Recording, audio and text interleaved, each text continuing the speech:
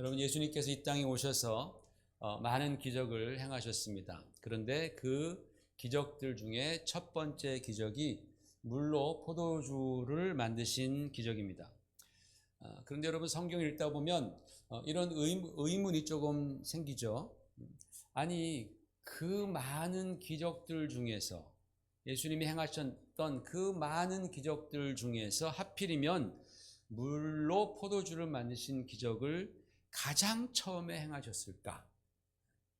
이 기적보다 인간들에게 정말 더 절실하게 필요한 기적들이 훨씬 많음에도 불구하고 왜 주님께서는 이 기적을 제일 먼저 행하셨을까? 사실 포도주는 없어도 우리가 살 수 있는 것인데, 그것보다는 소경을 고쳐주신다든지, 아니면은 38년 된 죽은 병자를 막 일으켜 주신다든지, 죽은 자를 살려 주신다든지, 이런 기적이 첫 번째 기적으로 더 어울리지 않았을까라는 그런 생각을 해보셨나요? 해보게 됩니다. 그런데 여러분, 이 물로 포도주를 만드신 기적은 그 기적 안에 변화에 대한 강력한 메시지가 들어있어요. 무슨 메시지라고요? 변화에 대한 메시지입니다. 여러분, 죄인 된 한 사람이 하나님께서 기뻐하시는 존재로 변화된다는 것은 정말로 놀라운 일입니다. 병고침 받고도 변화되지 않는 게 그게 인간입니다. 기적을 자기 눈으로 직접 보면서도 막 마음이 더 완고해지는 게 그게 바로 인간인 거예요. 심지어는 예수님의 그 십자가 앞에서도 내 죄 때문에 가슴 치지 않고 회개하지 않고 변화하지 않는 게 그게 바로 인간이다라는 겁니다. 그러므로 변화는 정말 기적 중의 기적입니다. 그리고 그러한 변화는 오직 예수님의 은혜와 능력, 즉 복음으로 가능하다라는 그 교훈을 이 첫 번째 기적을 통해서 우리에게 주시는 거예요. 사실 그 당시 사람들은 모세 율법을 아주 좀 너무나 과장해서 강조한 그 유대교의 그 엄청난 무게를 감당하면서 살고 있었습니다. 유대인들이 비록 하나님은 믿는다라고 했지만 그것이 그들에게 막 큰 기쁨과 막 자유함을 주는 것이 아니라 오히려 삶의 짐이 됐다라는 거예요. 유대교를 믿는 게 삶의 짐이 된 거예요. 너무 지킬 게 많고 너무너무 막 율법 조항이 너무 많기 때문에 그게 기쁨이 아니라 짐이 되어 버렸습니다. 지금 안 그래도 로마에게 막 수탈을 당하잖아요. 로마 식민지로 수탈을 당해서 안 그래도 힘들어 죽겠는데 거기에 율법의 의무까지 더해져서 유대인들의 삶은 곤고할 대로 곤고해졌습니다. 지쳐 있었습니다. 피곤했습니다. 그런데 겉으로는 할렐루야, 감사합니다, 그렇게 얘기를 했지만 속으로는 힘들어요. 너무 힘들어요. 너무 못 살겠어요. 라는 그런 탄식이 있었다라는 것이죠. 예수님께서 바로 그런 백성들의 아픔과 절망을 아셨습니다. 그런 그들에게 보여주신 것은 하나님의 아들로서, 즉 창조주 하나님으로서 그 첫 번째 기적이 무엇이냐? 변화라는 거예요. 너의 삶이 변화할 수 있다. 변화에 대한 기적을 주님께서는 가장 먼저 베풀어 주셨습니다. 여러분, 이날 혼인잔치에 있었던 물은 율법을 대표합니다. 자, 6절 읽어봐요. 시작. 거기에 유대인의 정결 예식을 따라 두세 통 드는 돌 항아리 6이 놓였는지라 그랬습니다. 이 물은 바로 율법을 지키기 위해서 놓여있던 물입니다. 그래서 먼지 묻은 발에 한두 번 껴안고 나면 그냥 없어지는 그런 물입니다. 그런데 우리 주님께서는 이 허드렛 물을 가지고 혼인잔치집에 기쁨을 다시 돌려줄 포도주를 만드셨습니다. 그 별로 가치 없는 물이 주님의 능력에 의해서 많은 사람들을 기쁘게 하고 또 축제 분위기로 만들고 그들의 인생을 즐겁게 하고 그리고 그들이 막 주목해서 칭찬하는 그런 존재, 포도주로 변화시켰다라는 겁니다.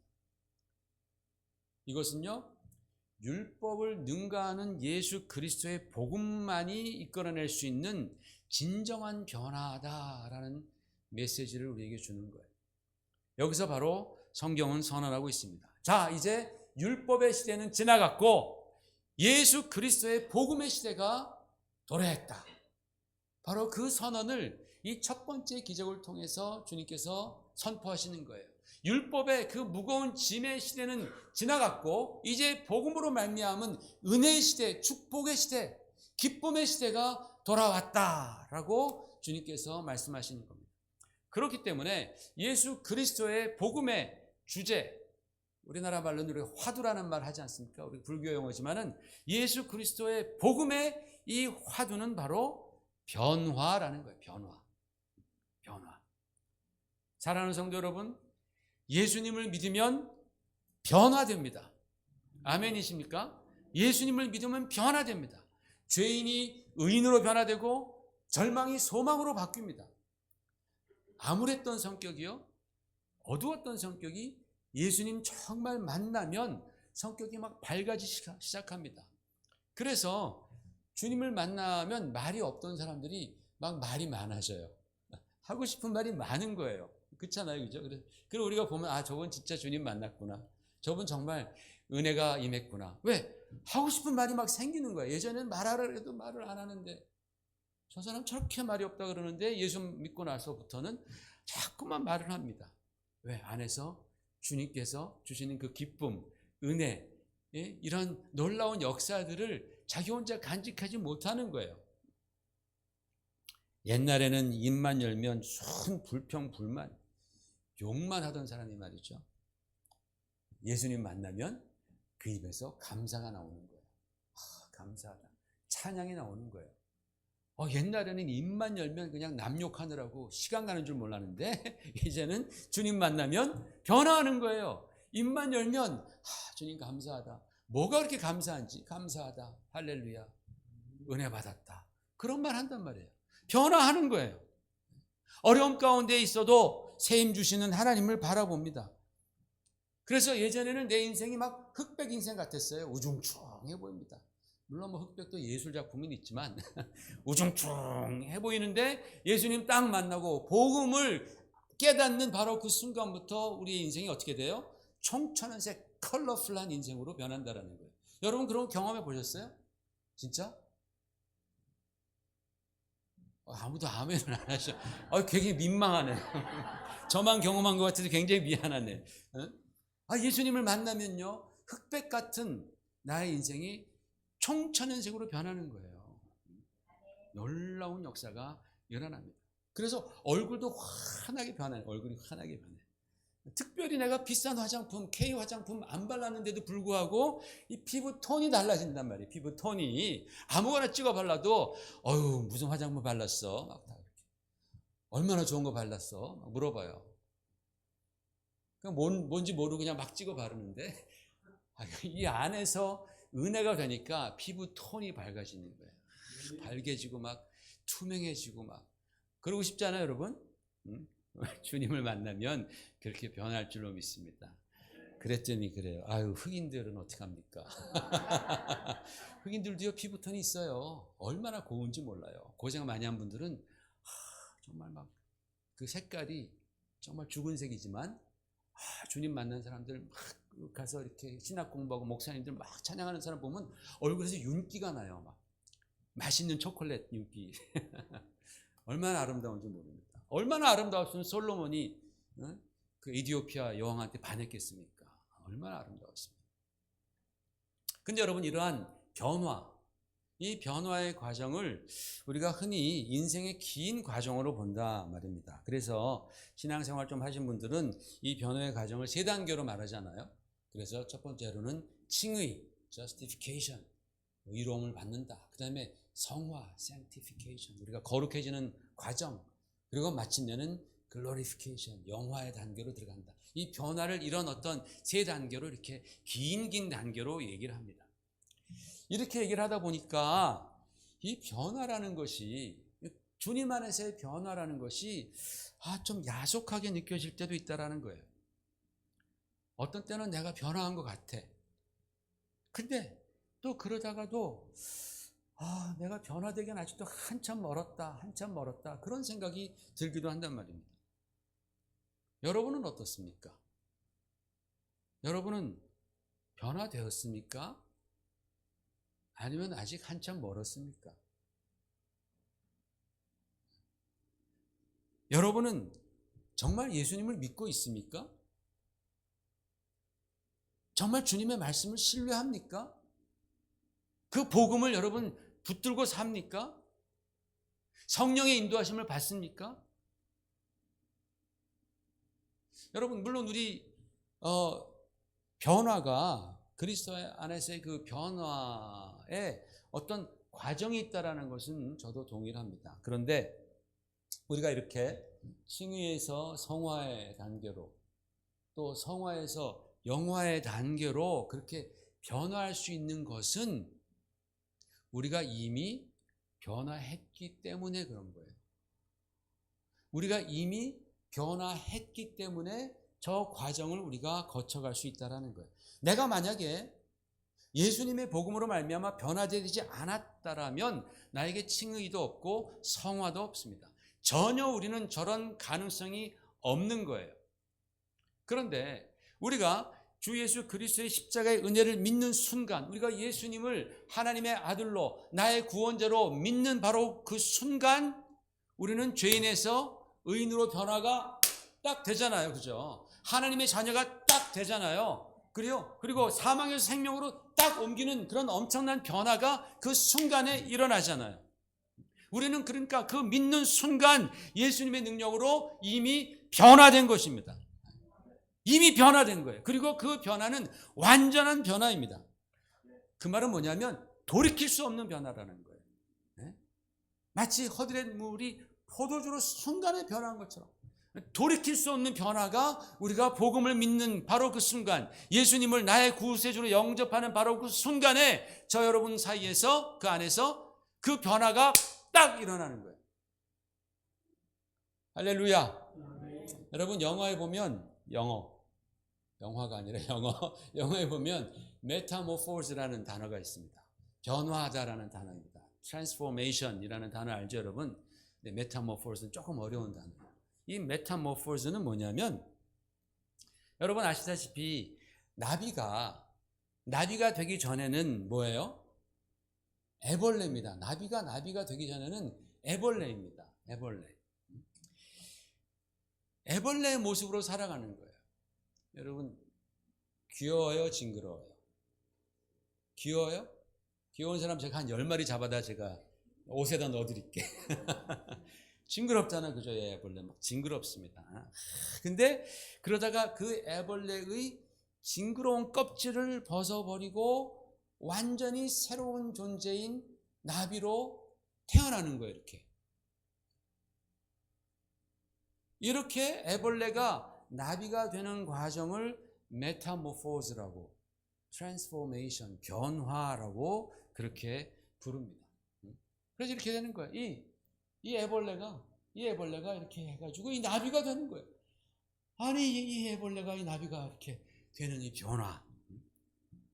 여러분, 이 애벌레와 나비는 둘 다 똑같은 존재예요. 똑같은, 사람으로 따지자면 똑같은 사람이에요. 그런데 변화하기 전과 변화한 후는 달라도 너무나 다릅니다. 변화하기 전에는 기어다녔습니다. 변화한 후에는 어떻게 다녀요? 날아다녀요.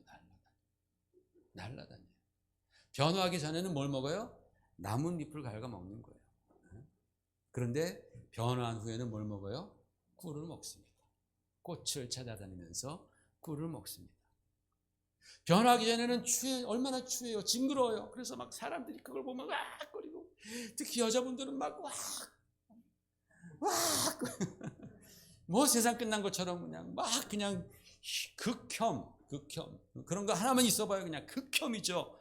그런데 변화한 후에는 날개짓마저도 아름다운 나비가 되는 거예요. 사람들이 그걸 보면서, 그 조금 전에 애벌레로 했던 사람이 꽃밭에 간 나비에서 나비다, 너무 이뻐, 너무 행복해, 막 그러면서 웰컴. 나비는 너무 웰컴. 나에게 기쁨을 가져다 주는 거예요. 똑같은 존재예요. 그런데 변화. 이 두 모습이 정말 같은 존재라고는 상상도 안 되는데 같은 존재입니다. 변화라는 것이 마법을 부린 겁니다.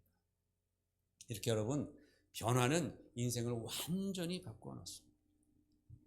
메타모포스. 완전히 바꿔 놓습니다. 재미있는 예로 불어 사전에도, 프랑스어 사전에도 이 변화, 얼마나 아름다워요. 그죠? 야, 참 정말 하나님 정말 놀라운 창조. 아름답습니다. 제가 그런 게 아니에요. 사진 찍은 겁니다, 이거. 불어에 메타모포세라는 그런 단어가 나옵니다. 그래서 거기에 나오는 단어 중에 나온 예문이 이거예요. La toilette métamorphose une femme. 이게 무슨 말이냐? 화장은 여성을 변신시킨다. 화장은 여성을 변화시킨다. 여러분, 일본에서 이런 일이 진짜 있었어요. 신혼여행 갔다 오자마자 신랑이 이혼 소송을 냈습니다. 왜?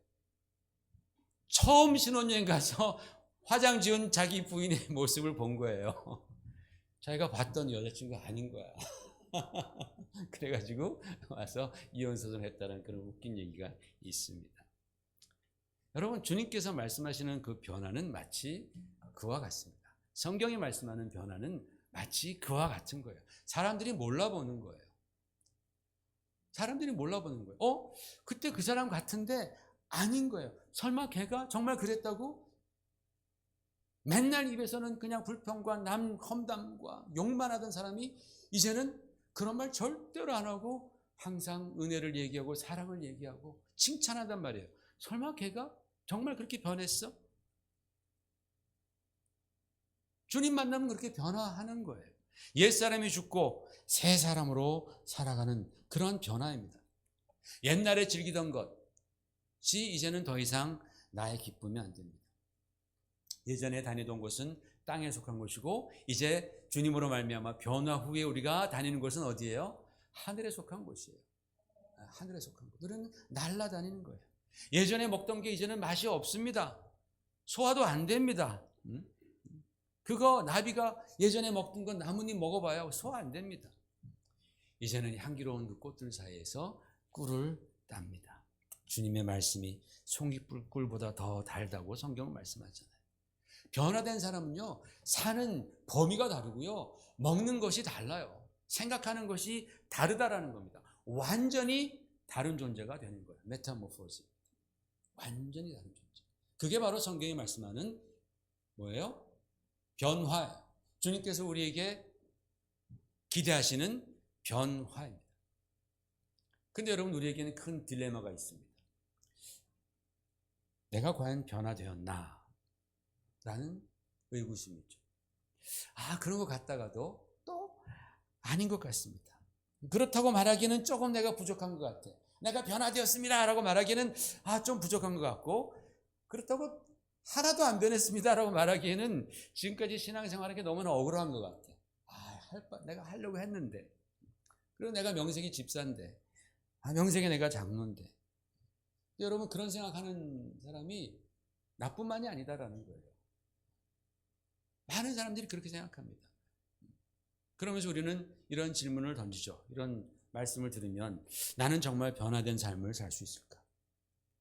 옛 습관들, 세상적인 가치관 내가 버리고 정말 성경적인 가치관으로 변화된 삶을, 주님께서 원하시는 그런 성도의 삶을 살 수 있을까? 라고 묻습니다. 여기에 대한 대답은 뭐예요?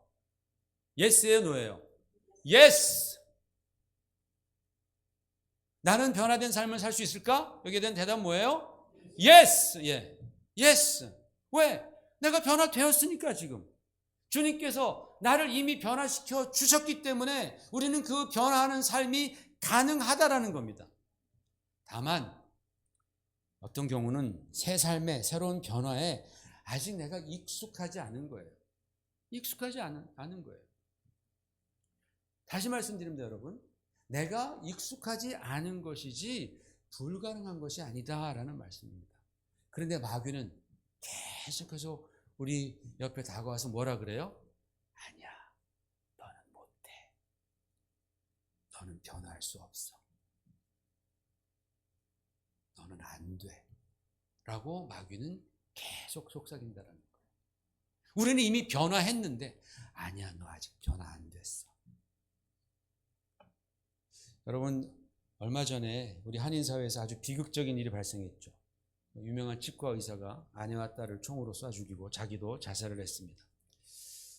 우리 사회에 너무나 큰 충격적인 사건이었습니다.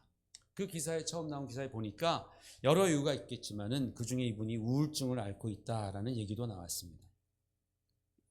여러분, 남들이 볼 때 치과 의사 하면 얼마나 존경받는 좋은 직업에 훌륭한 사람입니까? 또 달라는 가정을 이루고 병원, 집 다 페이오프 했다 그러잖아요. 우리는 그런 말만 들어도 야, 좋겠다.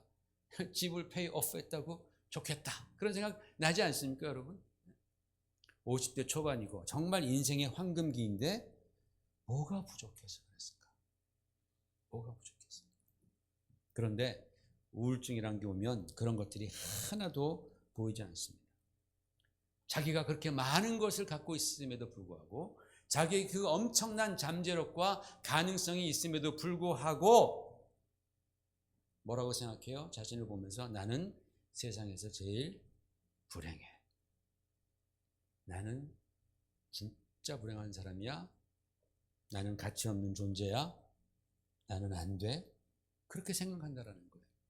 그것을 의학적으로 인지 왜곡이라고 한답니다. Cognitive distortion.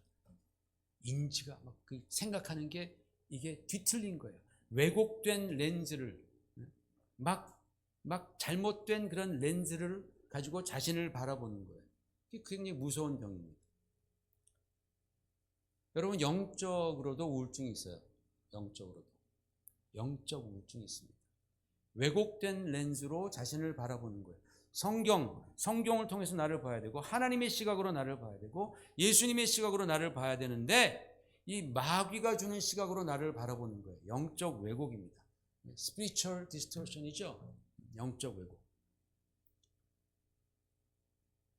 여러분, 예수님께서는 십자가의 은혜와 능력으로 우리를 변화시켜 주셨는데 우리는 우리 자신을 아직도 뭘로 봐요?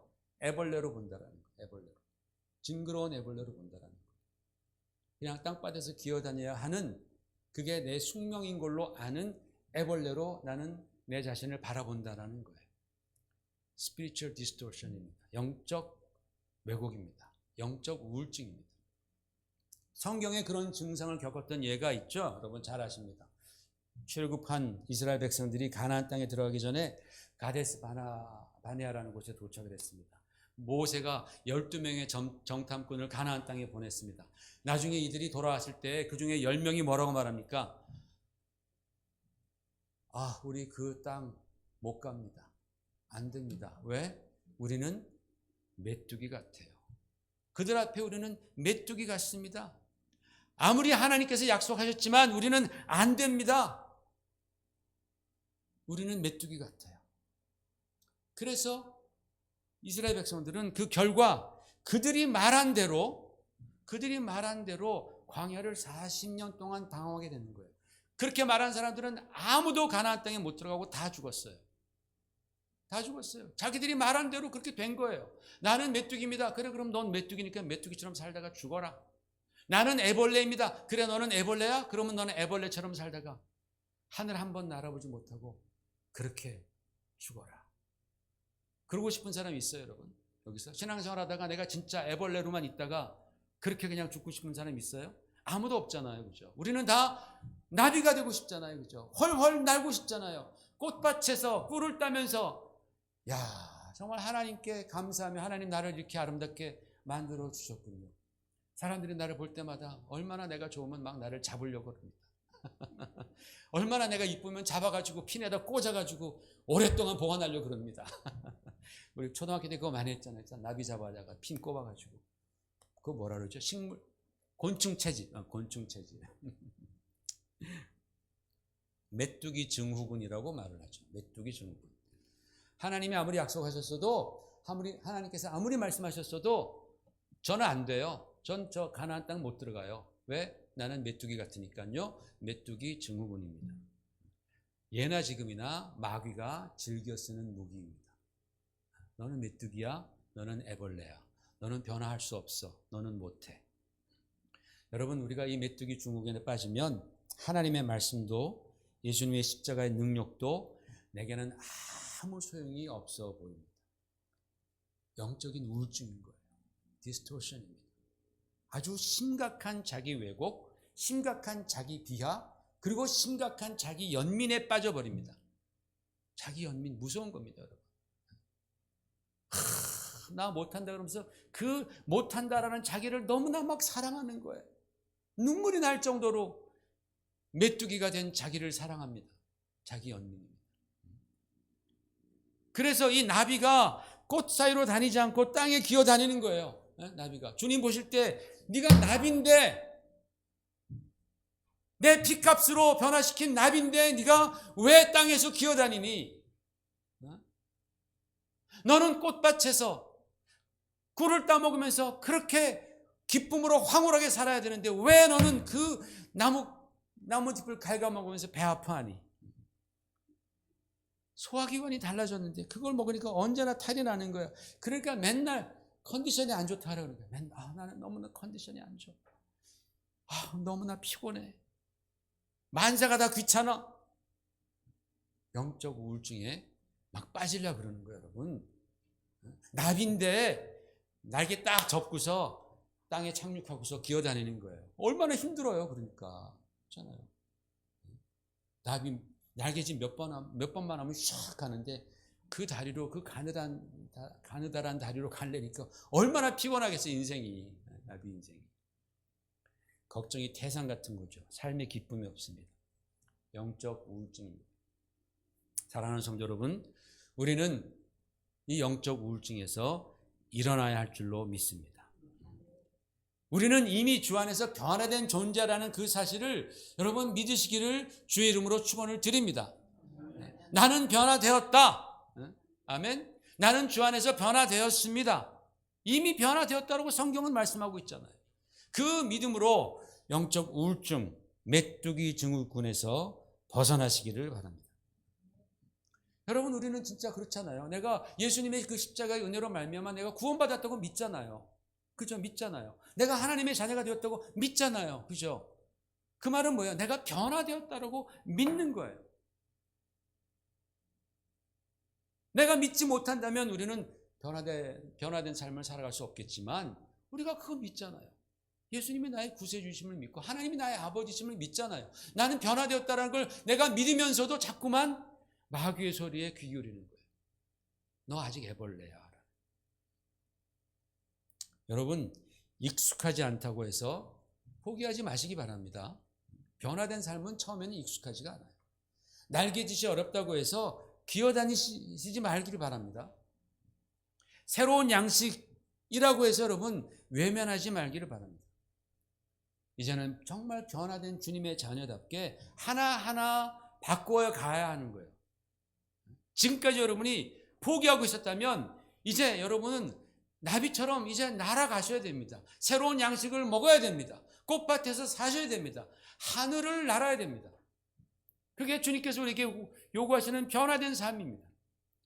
하나하나 바꿔 가라는 거예요. 이스라엘 백성들이 광야에서 40년 살았습니다. 40년 어떤 곳에서 살면 익숙해져요, 안 익숙해져요? 익숙해집니다. 아마 불구덩이에서도 익숙해질 거예요, 아마 40년 살면. 살아남은 노하우가 있을 테니까, 그죠? 40년 광야에 살았습니다. 굉장히 익숙해졌을 겁니다. 그런데 이제 그들이 하나님께서 약속하신 그 가나안 땅에 들어가려고 준비합니다. 가나안 땅이 좋아요, 안 좋아요? 좋죠. 광야와 비교해 봤을 때 비교할 수 없을 정도로 좋습니다. 그럼에도 불구하고 광야에 비하면 가나안 땅은 그들에게 생소하죠. 생소한 겁니다. 익숙하지 않은 겁니다. 잘 해낼 수 있을까? 성공할 수 있을까? 많은 사람들이 생각했겠죠. 그때 하나님께서는 여호수아에게 뭐라고 말씀하셨어요? 강하고 담대하라 말씀하십니다. 여호수아에게 강하고 담대하라. 네가 이제 가나안 땅에 갈 텐데 강하고 담대하라. 주님께서 3번이나 말씀하시는 거예요. 변화된 삶, 변화된 환경, 그곳에 들어가기 위해서는 강하고 담대해야 한다라는 거예요. 왜? 여기서 주님께서 강하고 담대하라고 말씀하실 때 그 강하고 담대함이란 전쟁에 나아가는 그 군사들이 반드시 가져야 할 그런 자세입니다. 여러분, 군인들이 전쟁 나갈 때 강하고 담대해야지 이기지. 아무리 좋은 무기 가지면 뭐합니까? 아무리 좋은 작전이 있으면 뭐합니까? 강하고 담대하지 않으면 지는 거잖아요. 무슨 말이냐? 변화는 전쟁이라는 거예요. 변화는 뭐예요? 전쟁이다. 변화는 전쟁이다. 대충 해서 절대로 변화된 삶을 살 수 없습니다. 여러분, 대충 해서 내 게으름을 내가 이길 수 있습니까? 대충 한다고 막 내 말버릇 고칠 수 있습니까? 대충 한다고 낭비벽 끊을 수 있습니까? 험담 끊고 하여튼 안 좋은 거 끊기 위해서는 정말 전쟁하듯이 치열하게 맞서야 되는 거 아니에요? 그렇죠? 여러분이 지금까지 막 30년, 40년 동안 그 습관을 갖고 있었는데 그걸 이제 변화시키려면 얼마나 치열하게 싸워야 되겠어요? 변화는 치열한 겁니다. 전쟁하듯 치열하게 맞서야 됩니다. 내 옛 자아와 맞서고 내 옛 습성과 전쟁을 선포하는 거예요. 안 되면 막 금식기도 하면서도 해야 됩니다, 여러분. 나에게 정말 나쁜 습관이 있어요? 기도하시고 금식기도 하면서 그 나쁜 습관을 이겨내는 거예요. 할 수 있어요. 왜? 나는 변화되었기 때문입니다. 그래야지 우리는 하늘을 나는 거예요. 그래야지 나는 꿀을 먹는 거예요. 그러기 위해서는 강하고 담대하시길 바랍니다. 강하고 담대. 변화는요, 그런 강하고 담대한 사람들이 누릴 수 있는 축복의 열매입니다. 이 말씀 읽으십시다. 빌립보서 4장 13절 시작. 내게 능력 주시는 자 안에서 내가 모든 것을 할 수 있는. 한 번 더 큰 소리로 시작. 내게 능력 주시는 자 안에서 내가 모든 것을 할 수 있느니라. 아멘. 여러분, 우리는 이미 주님의 은혜로, 주님의 그 십자가의 보혈의 공로로 우리가 이미 변화되었으니까 여러분, 나는 이제 나비처럼 살리라. 나비처럼 살리라. 용감하고 담대하게 내가 한번 날아보리라. 주님께서 그렇게 원하시는 것이 바로 내가 날아가는 거예요. 주님께서 이렇게 날개 주신 이유가 그냥 폼 잡으라는 게 아니에요. 날아가라는 거예요. 날아가. 나도 한번 이제는 거룩한 성도의 삶을 내가 살아보리라. 나의 직장에서, 나의 가정에서 정말 성도답게, 주님의 자녀답게 내가 한번 살아보리라. 우리 학생들은 공부할 때도 내가 정말 주님께서 나에게 주시는 그 비전, 하나님의 나라를 위해서 내가 정말 열심히 한번 공부해 보리라. 주님께 칭찬받는 삶, 주님의 나라에 의미 있는 삶을 살리라. 여러분, 우리 주님께서는 첫 번째 기적으로 물을 포도주로 변화시켰습니다. 우리는 이미 복음으로 변화된 줄로 믿습니다. 저와 여러분에게 이미 날개가 나왔습니다. 여러분, 옆 사람 보시면서 날개가 나왔네요. 날개가 나왔네요. 나시기를 바랍니다. 날아가시기를 바랍니다. 여러분, 용기를 내시기를 부탁을 드립니다. 강하고 담대해서 정말 예수님 의지하면서 이제는 땅에 속한 인생이 아니라 하늘을 나는 그런 멋진 인생 되시기를 주의 이름으로 축원을 드립니다.